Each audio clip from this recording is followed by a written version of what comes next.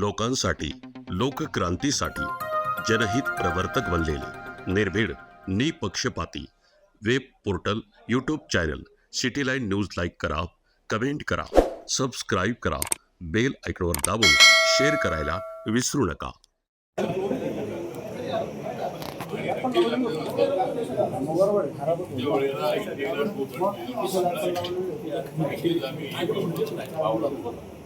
आणि डिलिमिटेशन आवश्यक आहे. नॉर्थच्या जागा वाढतील आणि त्यामुळं साऊथच्या लोकांना असाही साऊथच्या जागा कमी आहेत, नॉर्थच्या जागा जास्त आहे आणि त्याच्या जागा वाढणार होत्या.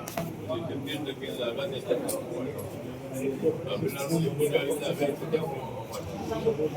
त्यानंतर कर्नाटक तेलंगणा या ठिकाणी जागा वाढवण्याचा फायदा हा सरकारचा म्हणून हे विष करण्यात आलेला आहे. त्यामुळं महिलांना धोका देण्याचा त्यांनी प्रयत्न आहे. त्यामुळं रिपब्लिकन पार्टी आहे महिलांची वाढवणं आहे आणि महिला यांना घरात बोलायचं राहणार नाही.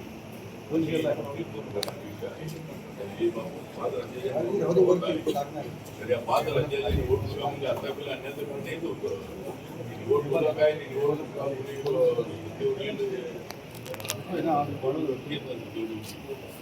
लोकशाहीचा आदर करणं ही आमची भूमिका.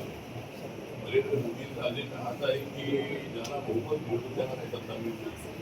काँग्रेस पक्षाला सत्ता मिळत होती त्यावेळेला त्यामुळे आम्ही काय तेवढेला या लोकांनी काय तेवढेला काढला नाही. परंतु एसआय जो आहे एसआय इलेक्शन कमिशनने यासाठीच आणलेला आहे की अनेक जे मृत असणारे लोक आहेत, मृत असणाऱ्या असंख्य लाखो लोकांचे नाव अजून यामध्ये आहे. त्यानंतर एका माणसाचं नाव 2-3 ठिकाणी आहे. ते त्याचा अभ्यास करून ती नावं त्यावरून हटवायची अशा पद्धतीची इलेक्शन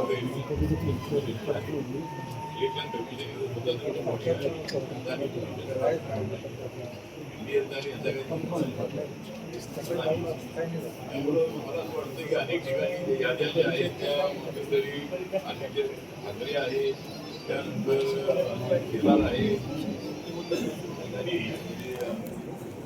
एका ठिकाणी अनेक मत आहेत. आता एक असं आहे की 10/15 आहे आणि त्या ठिकाणी 20-20 नाव आहे. त्या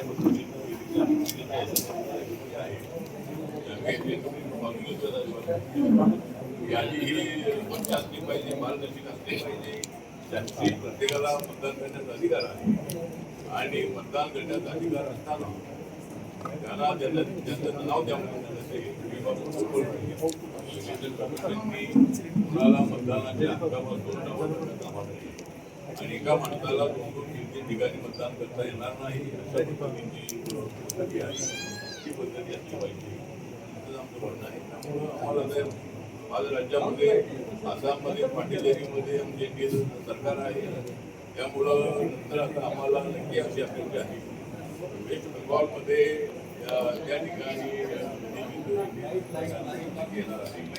आमच्या निवडणुकीमध्ये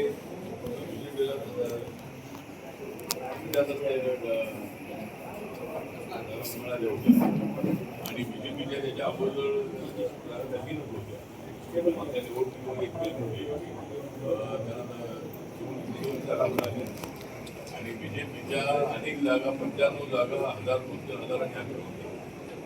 मागच्या वेळेला हा प्रचार करण्यात आला होता की नरेंद्र मोदी आणि अमित शहा बाहेरचे लोक आलेले आहेत. बाहेरचे लोक आपल्या मताधिकार आणण्यासाठीच आलेले आहेत आणि मताधिकारीचा ॲक्सिडेंट झाला तर होत्या. त्यामुळे लोकांनी त्यांना आणि त्यांना प्रचंड अशा पद्धतीने आम्ही काय समजतो मतदान खराब होती तर मोदी आणि मागच्यापेक्षा सुद्धा मागच्या वेळेला त्यामुळे आता आता आम्हाला अपेक्षा आहे की या वेळेला मागच्या 5 वर्षामध्ये या ठिकाणी बंगाल करण्याचा प्रयत्न मोठा विद्यान कामाही झालेला आहे, गुंडागिरी वाढलेली आहे, पॉलिटिकल क्राईम त्या ठिकाणी वाढलेला आहे आणि त्यामुळं त्या ठिकाणी महिलांवर अत्याचार करून झालेले आहे. त्यामुळं लोक यावेळेला येणेला आणि वेस्ट बेंगॉलमध्ये सुद्धा त्यानंतर आम्हाला तामिळनाडूमध्ये सुद्धा अपेक्षा आहे. महिलांचं आरक्षणाचा विशेष समावेश झालेला असल्यामुळं त्या ठिकाणच्या महिला सुद्धा मोठ्या संख्येनं आमच्या इंडियामध्ये त्या ठिकाणी DMK BJP त्या ठिकाणी आहे. त्यामुळं या राज्यामध्ये आमचं केरळमध्ये आता या LDF सरकार आहे आणि कधी LDF कधी UDF सरकार असं पण BJPला त्या ठिकाणी चांगला रिस्पॉन्स मिळालेला आहे. त्यामुळं केरळामध्ये सुद्धा त्या ठिकाणी सरकार येण्याची शक्यता आम्हाला आहे. बाकी राज्यामध्ये सरकार आमची राज्यापेक्षा आहे. रिपब्लिकन पक्ष जो आहे हा रिपब्लिकन पक्ष हा देशाच्या 28 राज्यामध्ये आमच्या पक्षाच्या नेत्याकडे आहे. 8 केंद्राच्या प्रदेशामध्ये आहे. नागालँडमध्ये आमच्या पक्षाचे प्रमुख आहे, मणिपूरमध्ये आमचा पक्ष आहे आणि 2 छोट्या राज्यामध्ये जर आमच्या पक्षाला मान्यता मिळाली, महाराष्ट्रामध्ये आम्हाला जर लोकसभेला मिळाल्या लोकसभा निवडून आल्या तर महाराष्ट्रात आमचा पक्ष आणि बाहेरच्या छोट्या राज्यामध्ये ऑल स्टेटमध्ये सर्व राज्यामध्ये आमचा पक्ष आहे. त्यामुळे पुढच्या 5 वर्षामध्ये अजून 2 राज्यामध्ये जर आम्हाला मान्यता मिळाली तर सध्या आम्हाला त्यांना किती सिंबॉल मिळालेला आहे. आम्हाला 2 राज्यामध्ये जर मान्यता किती सिंबॉल आहे त्याच्या 5 राज्यामध्ये निवडणूक लढण्यासाठी त्यांनी आम्हाला त्यांना किती सिंबॉल दिले. त्यामुळं आम्ही आसाममध्ये 4 जागा लढतो आहोत, तामिळनाडूमध्ये 18 जागा लढतो आहोत आणि केरळमध्ये 1 जागा लढतो आहोत. त्यानंतर पांडेचेरी आणि बंगालमध्ये मात्र आम्ही जागा लढत नाही. त्या ठिकाणी आमचा कुटुंबी पाठी. त्यामुळे आता आमच्या पक्षाला पुढच्या 5 वर्षामध्ये माझा प्रयत्न राहणार आहे. 2 राज्यामध्ये जर आम्हाला मान्यता मिळाली आमच्या पक्षाला राष्ट्रीय मान्यता मिळणार आहे आणि देशामधील सध्या 4च पक्ष राष्ट्रीय पक्ष आहे. त्याच्यामध्ये BJP नंबर 1 ला आहे, काँग्रेस नंबर 2 ला आहे, आम आदमी पार्टी नंबर 3 ला आहे आणि 4 पक्ष जे आहे 4 पक्षांवर लेवलला वेगळं नाही झाले.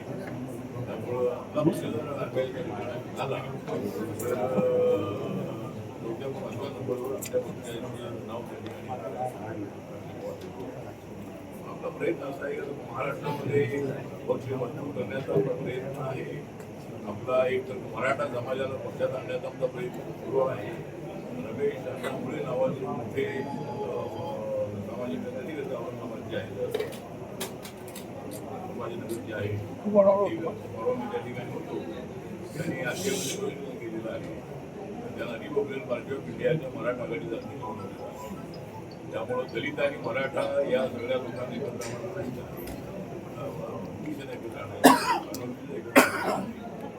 त्याप्रमाणे कार्यकर्त्यांनी पक्ष मानला पाहिजे. तालुका लेवलला जिल्हा लेवलला पक्षांची वाढ करण्याची आवश्यकता आहे. साहेब आपण बंगालच्या निवडणुकीचा उल्लेख केला, बंगालच्या निवडणुकीचा उल्लेख केला. उद्धव ठाकरेंनी असं म्हणलंय की ममता बॅनर्जी या पश्चिम बंगालच्या वाहिन्या आहेत आणि येणाऱ्या निवडणुकीमध्ये त्या निवडून आल्या पाहिजे. उद्धव ठाकरेंच्या या वक्तव्याकडून कसं बघताय? उद्धव ठाकरे हे त्यांच्या आघाडीमध्ये आहेत त्यामुळं त्यांचं म्हणणं आहे की त्या ममता दिली आल्या पाहिजे. आता ते उद्धव ठाकरेंचं काही निवडणूक मतदान नाही आहे ते काही त्यांना निवडून आणू शकत नाही. जनता त्या बंगालची जनता त्यांना निवडून आणणार आहे. बघूया म्हणजे दिदी आल्या तर त्यांचं स्वागत आहे. आम्हाला आशा आहे की यावेळेला सरकार या ठिकाणी अजितदादांच्या एकूणच अजितदादांचं जी संघटना झाली त्याच्यानंतर सुचित्रा पवार ज्या आहेत त्यांनी आज पहिल्यांदा असं वक्तव्य केलंय की या संपूर्ण प्रकरणामध्ये संशय आहे, त्याच्यामुळे चौकशी व्हावी आणि त्यांची मागणी आहे. तुम्ही कसं बघता या सगळ्या अजितदादांचा अपघात हा दुर्दैवी आहे का मोठ्या नित्याला आम्ही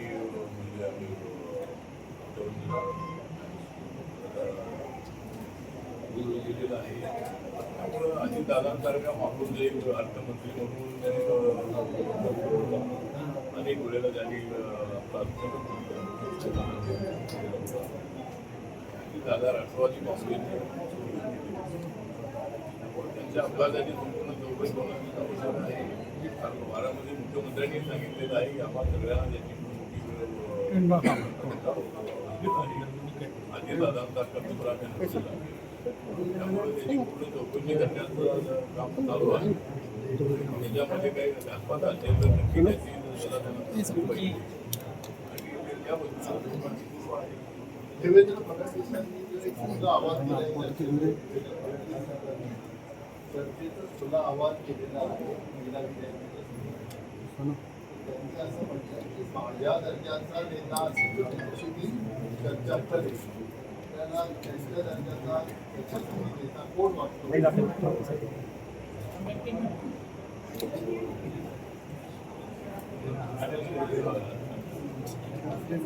त्यांना देवेंद्र फडणवीस यांनी महिलांच्या संबंधाची भूमिका मांडलेली आहे.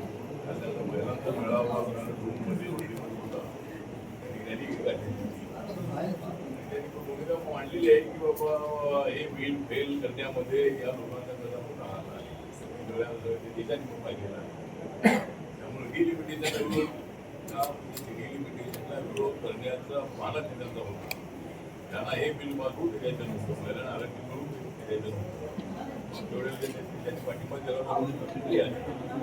परंतु या वेळेला सुद्धा डिलिमिटेशनमुळे जागा सगळ्यांच्या वाढणार होत्या. मतदारसंघ कुठे 40 लाखाची मतदारसंघ आहे. म्हणजे 39 लाखाचाही मतदारसंघ आहे.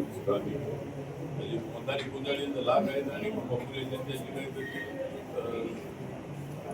लाख लाखाच्या वरती असते लोकसंख्या आहे. डिलिमिटेशन आहे ते 30-40 वर्षानंतर करण्याच्या संबंधामध्ये अरेंजमेंट आहे. त्यामुळे डिलिमिटेशनला विरोध करण्याच्या आवश्यक त्यांना नव्हती. इकडच्या जागा एकदम वाढवण्याचा प्रस्ताव असेल त्याला विरोध करा. या जेवढ्या जागा आता आहे त्या जागांमध्ये 33% जागा वाढवायच्या. प्रस्ताव असाच होता की सगळ्या 543 जागा आता आहे त्या आहेतच आहे. त्यामध्ये 273 जागा वाढल्या, मतदारसंघ छोटे होते आणि प्रत्येक राज्यामध्ये 33% जागा वाढणार होत्या. कुठल्या अन्यायाचा विषय अजिबात नाही. महाराष्ट्रामध्ये 48 जागा 33% जागा वाढणार होत्या. आपल्या 50 जागा होणार होत्या. युपीच्या 129 जागा होणार होत्या. त्यामुळे त्या प्रोपोजमेंटमध्ये जागा वाढणार होत्या. त्यामुळे मला असं वाटतं की हा काय डिलिमिटेशनला विरोध करण्याच्या आवश्यकता गावच्या जागा कमी जागा अजिबात नाही. आता गावच्या जागा जेवढे तेवढे कमी जायच्या. नॉर्थच्या जागा ज्या आहेत त्या जास्त आहेत, ती राज्य मोठी आहे, त्या ठिकाणी जागा मोठी आहे. आता लक्षद्वीपचा मतदारसंघ आहे त्याचं मतदारसंघ 70,000 आहे. लक्षद्वीपचं मतदारसंघ 70,000 आहे. अंदमान निकोबारच्या मतदारसंघ 2,000 जागा आहे. तर त्यामुळं म्हणजे हे जे आहेतच आहे नॉर्थ ईस्टमध्ये मतदारसंघ आहे. प्रत्येक राज्यामध्ये ही संख्या वाढणार होती.